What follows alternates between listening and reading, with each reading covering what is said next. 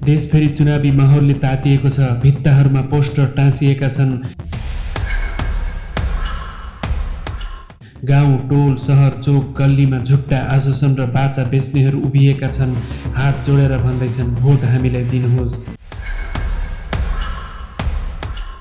चुनाव आयो भने नेताहरू गाउँ घरमा आउँछन्, हामीलाई नामै लिएर बोलाउँछन्, हात समाउँछन्, हाम्रा बच्चाहरूको टाउको मुसार्छन्। त्यो देख्दा हामी नै उनीहरूको विशेष मान्छे हो कि जस्तो लाग्छ। तर चुनाव सकिएपछि हामी फेरि उही भिडको एउटा अनुहार मात्र बन्छौँ।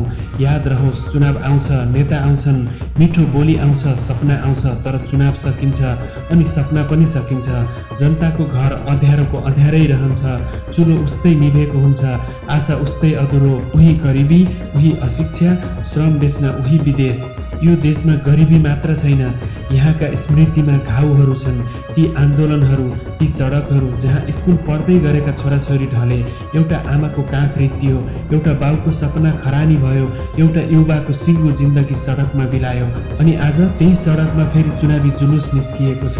भोट माग्न आउने नेताहरूको भिजनको कुनै अत्तो पत्तो छैन। ठुला ठुला सपना, लोभ लालच देखाइरहेका छन्। उनीहरूले गर्छु भनेको कामको कुनै ग्यारेन्टी छैन, कुनै आधार छैन। पार्टीको एजेन्डा के हो, उनीहरूले गर्छु भनेको कामहरू एजेन्डामा समावेश छ कि छैन, त्यो कुरा लेखिएको कागजको कुनै अत्तो पत्तो छैन। कुनै जनतालाई दिइँदैन, सरासर झुट बोलेर भोट माग्दै हिँड्छन्। जनतामा यो कुरा बुझ्ने चेतना कहाँ छ र? भोट अब विचारले होइन, लोभले किनिन्छ, बाचाले होइन, झुटले जितिन्छ। जनतालाई जानी अज्ञानी राखियो, शिक्षा खोसियो, चेतनामा दबाइयो। किनकि चेतनशील जनता प्रश्न गर्छ, अन्धो जनता ताली बजाउँछ। कमेन्ट गर्नुहोस्, के दोष केवल नेताको मात्रै हो कि हामी पनि जिम्मेवार छौँ? हात जोडेर घर आँगनमा आएका नेताको मिठो बोलीले के हामी विगत बिर्सन्छौँ? हामीले बिर्सन हुँदैन ती रित्तिएका काखहरू, ती टुटेका सपनाहरू, ती सदाका लागि ढलेका जिन्दगीहरू।